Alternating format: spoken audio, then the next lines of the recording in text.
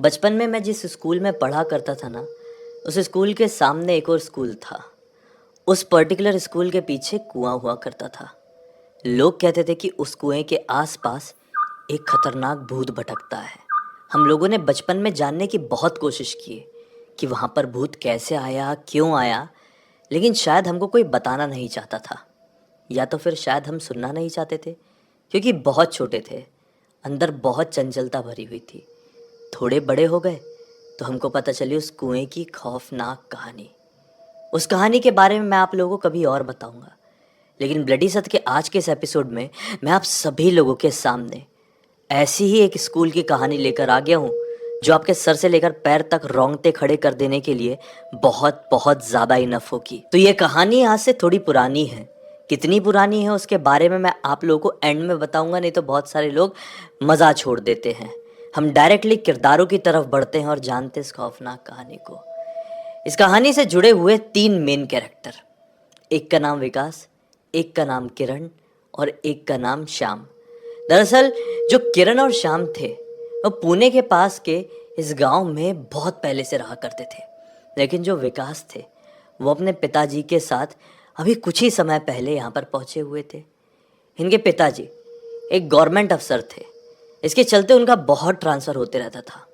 अब जो इस बार ट्रांसफ़र हुआ वो पुणे के पास चिंचोली नाम का एक इलाका है, छोटा सा गांव, वो यहाँ पर पहुँचे। अब भाई जैसे ही यहाँ पर पहुँचे तो ये जो विकास थे ना, इनका जो स्वभाव था वो बहुत ही ज़्यादा मिलनसार था। उस समय उम्र उनकी रही होगी लगभग 15 साल के आसपास की। बहुत जल्दी दोस्त बना लिया करते थे। अभी अभी ये स्कूल का नया सत्र यानी कि नया सेशन शुरू हुआ था और तुरंत ही वहाँ पर जाकर यहाँ के एकमात्र स्कूल में एडमिशन ले लेते हैं। यहाँ पर वो बस 2-3 दिन के ही अंदर अपने 2 घनिष्ठ मित्र बना लेते हैं, जिनके बारे में मैंने आप लोगों को स्टार्टिंग में बताया, किरण और श्याम। अब तीनों मैक्सिमम टाइम एक साथ स्पेंड किया करते थे। एक दिन की बात है, किरण अपने नए नए दोस्त विकास से कहता है कि भाई तुझे पता है जहाँ पर तेरा घर है ना, उस घर के पीछे की तरफ एक पुराना सा खंडर जैसा दिखाई देता होगा तुझे। विकास बोलता है हाँ दिखाई देता है ना। किरण बताता है कि वो मामूली खंडर नहीं है, आज से 6-7 साल पहले तक वो स्कूल हुआ करता था, अच्छा खासा स्कूल। फिर वहाँ पर एक कांड हो गया जिसकी वजह से सब कुछ बंद पड़ गया, और देख 5-6 साल में अब उसे पलट कर भी किसी ने नहीं देखा और वो खंडर हो गया। तो एक्साइटेड हो गया विकास। उस उम्र में बच्चे बहुत ज़्यादा छोटी छोटी बातों पर एक्साइटेड हो जाते हैं, और ऐसी बातें तो और भी ज़्यादा अट्रैक्ट करती है बच्चों को। विकास एक्साइटेड होकर बोलता है कि क्या कहानी थी उसकी, क्या हुआ था ऐसा। किरण बताता है कि यार ज़्यादा तो कुछ नहीं पता, लेकिन इतना पता है उस स्कूल के पीछे कुआं हुआ करता था। उस कुएं में एक लड़के ने खुद को खुश कर लिया था। उसके बाद से उस लड़के की आत्मा वहाँ पर भटकने लगी थी। तुझे यकीन नहीं होता है तो रात में कभी भी जागना, कभी भी 12 बजे के बाद, और अपने घर के पीछे वाले इलाके में जाना जहाँ से वो खंडर वाला स्कूल दिखाई देता है। ध्यान से कान लगा के सुनने की कोशिश करना, तुझे उस खंडर की तरफ से किसी के हंसने या रोने की पक्का आवाज़ आ रही होगी। तो विकास एक्साइटेड हो गया और तुरंत बोलता है कि यार मैं कैसे मान लूँ कि वो आवाज़ भूत की होगी, ऐसा भी तो हो सकता है, तू मज़े लेने के लिए खुद वहाँ पर आके चिल्लाएगा। ये बोलता है नहीं नहीं भाई, मैं इतना पागल नहीं हूँ। इतने में श्याम भी बोलता है यार किरण बिल्कुल सही कह रहा है, सचमुच में वहाँ पर एक लड़के की आत्मा भटकती है। जब से उसने खुद को खुश किया था तब से लेकर 5 महीने तक वो स्कूल नॉर्मल तरीके से चला, लेकिन वहाँ पर पता नहीं ऐसे ऐसे क्या क्या कांड होने लगे थे कि उस स्कूल को बंद करना पड़ा। हमारी किस्मत अच्छी थी कि हम लोग भी बचपन में वहीं पर पढ़ते थे, और फिर हमारा 2nd क्लास से वहाँ से नाम कट गया था। हम लोग जब 4th में रहे होंगे शायद इस स्कूल में, तब उस स्कूल में वो कांड हुआ था। तो ये विकास है ना बहुत ज़्यादा खुश हो गया इस बात को लेकर कि यार मेरे घर के भी पीछे एक यूनिक चीज़ है जिसके बारे में मैं दुनिया में बता सकता हूँ, लोगों को कहानियाँ सुना सकता हूँ। बस फिर क्या था, विकास इंतज़ार करने लगा। आज रात में उसको नींद नहीं आ रही थी। जैसे ही 12 बजे का समय हुआ वो तुरंत उठा और एकदम दबे पाँव वो अपने घर के पीछे वाले इलाके में पहुंच गया। जो पीछे आंगन होता है ना, वहाँ पर बिल्कुल एंड वाले हिस्से में जाकर खड़ा हो गया। इसके आंगन का जो कॉर्नर्स थे, मतलब आंगन की जो बाउंड्री थी, उसमें बांस की लकड़ियों से ऐसा मतलब घेरे जैसा बना कर रखे हुए थे, और वो हाइटेड थे। ये छोटा सा बच्चा था 15 साल का, इसकी उतनी हाइट नहीं थी। तो ये वो बांस की लकड़ियों के पास जाके एकदम कान ला के सुनने लगा, क्योंकि वहाँ पर बांस की लकड़ियों से बना हुआ गेट भी था। उसको खोल के बाहर निकलने की हिम्मत थी नहीं। अगर कोई सुन भी लेता घर पे तो भी डांट पड़ती। तो बेहतर ये था कि गेट के पास खड़ी होके बाहर से क्या आवाज़ आ रही है ये सुनो। 15-20 मिनट तक कोई आवाज़ नहीं आई। अब शायद 12:30 बज चुके होंगे। इसने सोचा, अरे यार, ये किरण और श्याम ने मुझे उल्लू बना दिए। जाने दो, फालतू में नींद खराब हुई।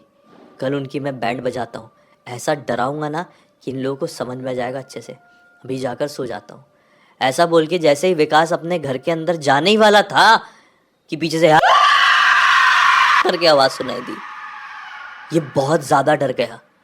कितनी ज़्यादा डरावनी आवाज़ किसकी हो सकती है।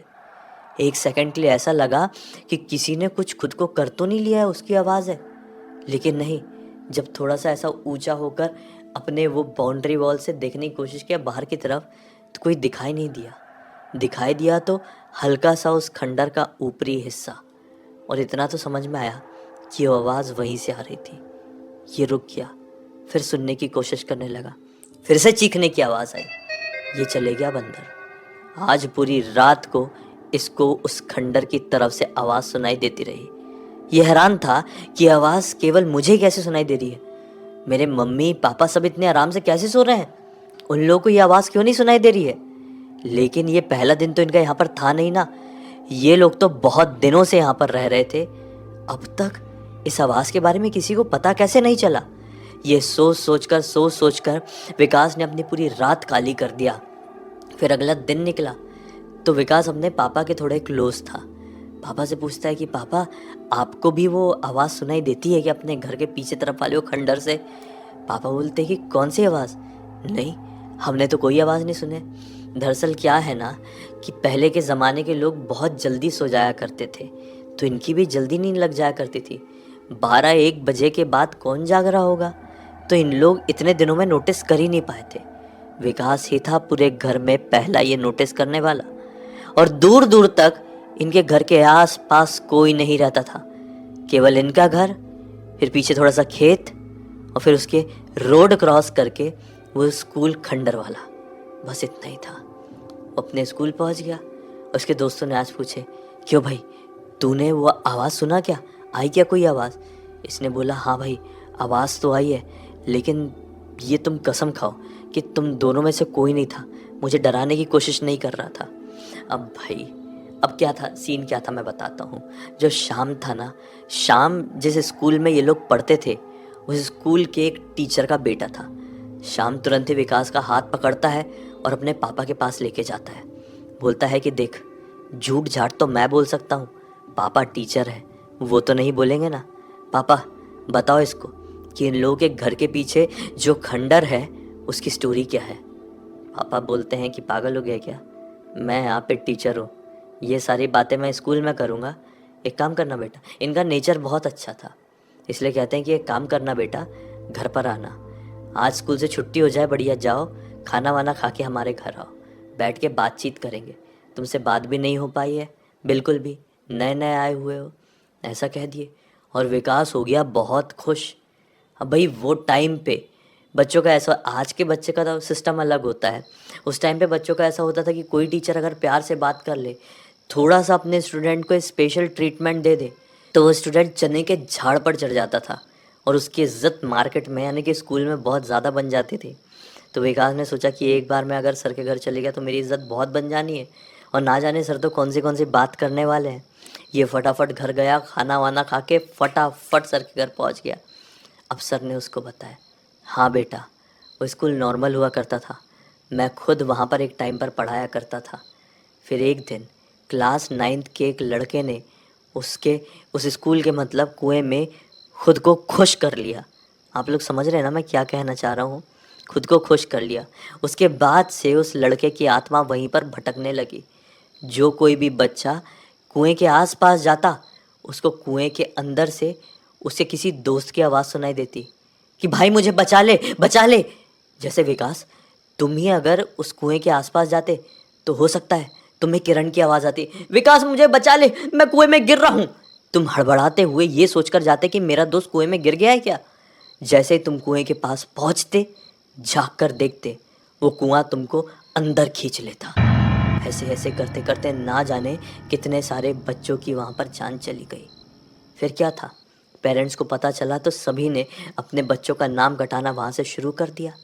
फिर धीरे धीरे धीरे करके कुछ ही महीनों के अंदर वो स्कूल पूरा वीरान खंडर बन गया और वो कुआं पूरी तरह से सूख गया।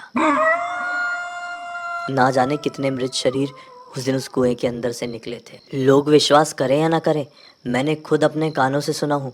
रात के वक्त मैं कहीं बाहर से अपने घर आ रहा होता हूँ तो मुझे भी वहाँ से चीखने चिल्लाने की आवाज़ सुनाई देती है। इसलिए तो कोई भी बच्चा, कोई भी इंसान उसके आस पास भी नहीं जाता है, चाहे दिन हो या रात। ये बोलता है, हाँ सर, हमें तो कोई भी हमारे घर के आसपास भी आता हुआ दिखाई नहीं देता है। सर बोलते, अरे छोड़ो, जाने दो, अब इस चीज़ को ज़्यादा दिमाग में मत बैठाओ, जाओ खेलो तुम लोग। ऐसे बोल के सर बच्चों को वहाँ से भगा देते कि जाओ खेलो खा लो। बच्चे भी खेलने लगते हैं और वही वही सोचने लगते हैं। अब सोचने खेलने की ये जोड़ी में अचानक से किरण क्या कहता है कि भाई, अपने को तो पहली बार ऐसी डिटेल में स्टोरी पता चली है सर की मदद से। एक काम करें क्या, अपन तीनों आज रात में उस कुएं के पास चले क्या। ये तुरंत सकपका जाता है। विकास बोलता है, नहीं नहीं, हमें ऐसा नहीं करना चाहिए, गलत होगा। किरण बोलता है, क्यों नहीं करना चाहिए भाई, कितना एडवेंचरस होगा, तूने सोचा नहीं है, एक बार चलते हैं ना, हिम्मत है तो चल। वो कुएं के पास चल के उस लड़के का 3-3 बार नाम पुकारेंगे और जिसने ये टास्क पूरा कर लिया बिना डरे, फिर वो बन जाएगा हीरो। फिर हमारा ये फ़र्ज़ रहेगा, मतलब तीनों में से जो भी जीता, बाकी दोनों का ये फ़र्ज़ रहेगा कि उसकी तारीफ़ हर एक इंसान के सामने करें, उसको हीरो बना के रख दें। उस जो लड़का वहाँ पर मरा था ना, उसका नाम था रविंद्र। तो इन लोगों की शर्त ये लगी थी कि वहाँ पर जाकर रविंद्र रविंद्र रविंद्र आजा, बस इतना बोलना है 3 बार। ये तीनों तैयार हो गए और डिसाइड हुआ कि रात में 9:30-10 बजे के आसपास जाएंगे। 12 बजे के बाद जाने की हिम्मत तो अच्छों की नहीं हो पाती थी, ये तो छोटे छोटे बच्चे थे। रात हो गई, 9:30 बज गए।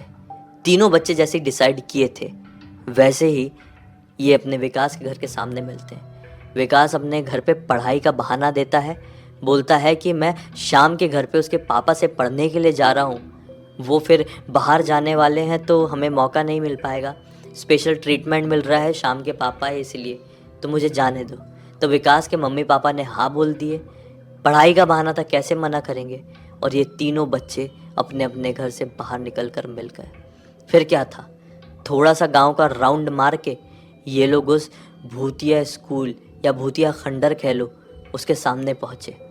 फिर जैसे तैसे करके ऊबड़ खाबड़ रास्ते को क्रॉस करके इस स्कूल के पीछे पहुँचे। वहाँ पर था वो कुआं, बिल्कुल सूखा। कुएं के अंदर कई चमगादड़ों ने अपना घर बना रखे थे। ये जैसे ही वहाँ पे कुछ भी छड़ छड़ पड़ पड़ की आवाज़ भी करते तो चमगादड़ ज़ोर ज़ोर से अपने पंख हिलाते हुए वहाँ से भागते हुए बाहर निकलते। खैर, शर्त लगी थी ना, बड़ी शर्त। इस उम्र के बच्चों के लिए पूरे स्कूल में हीरो बनना तो एक यूनिक बात होती है। सबसे पहले बारी आई विकास की। विकास ने बोल दिया कुएं में झांक के, रविंद्र रविंद्र रविंद्र आजा, हम यहीं पर हैं। कुछ नहीं हुआ। फिर आगे बढ़ा शाम। शाम ने भी कह दिया, कुछ नहीं हुआ। अब किरण था थोड़ा खुरापाती टाइप का। किरण को ऐसा लगा कि मज़ा नहीं आ रहा है, कुछ थोड़ा सा चार्म लाया जाए। चार्म? ये कोई चार्म नहीं होता, मैं बताता हूँ इसने क्या किया।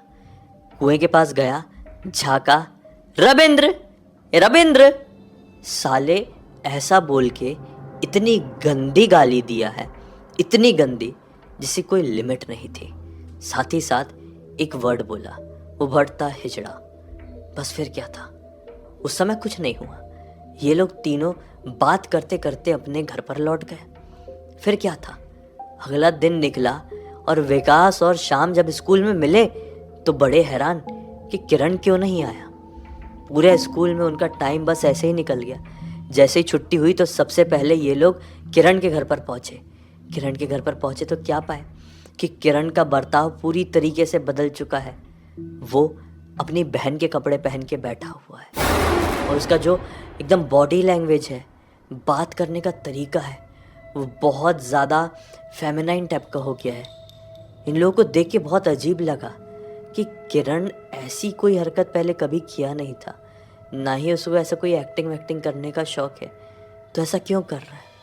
यहाँ पर इसे घर वालों से पूछने की कोशिश की बच्चों ने, तो घर वालों ने बताया कि पता नहीं, जब से उठा है अलग अलग सा रिएक्ट कर रहा है, हमको कुछ समझ में नहीं आ रहा है बच्चों। ये लोग वहाँ से चुपचाप अपने अपने घर लौट गए।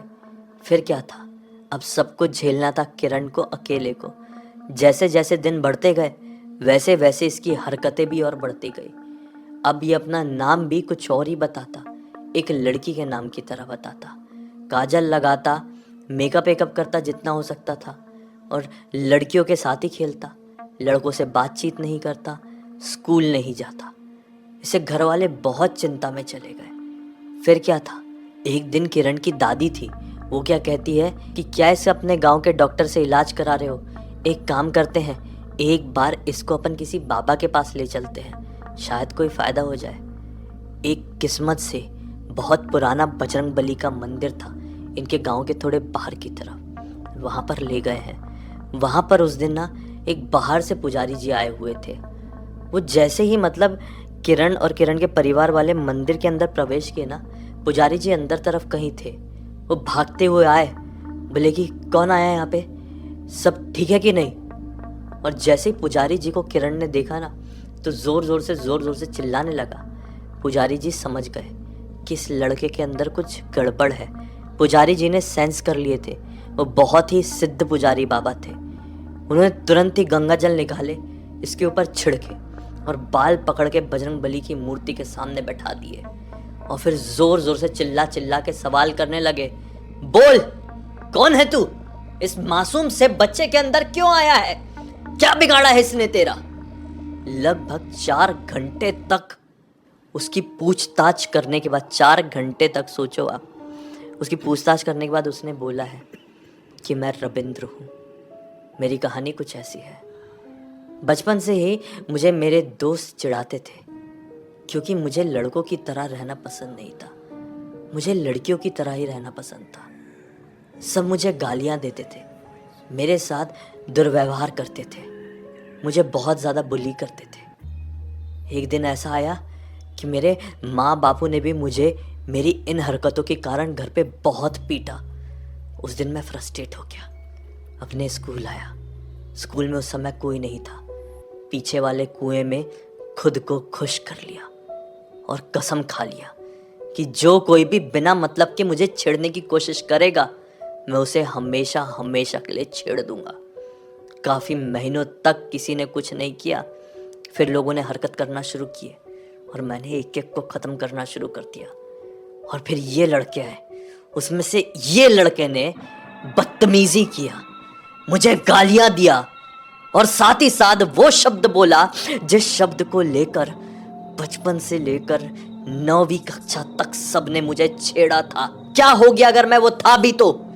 मुझे गालियां देने का हक किसी का नहीं बनता है, इसलिए मैंने कसम खाकर आया हूं कि इसको खत्म करके रख दूंगा, कुछ भी हो जाए इसकी जान मैं बख्शूंगा नहीं। लेकिन ये भूल रहा था, ये बजरंग बली के एक सिद्ध दरबार में बैठा हुआ है।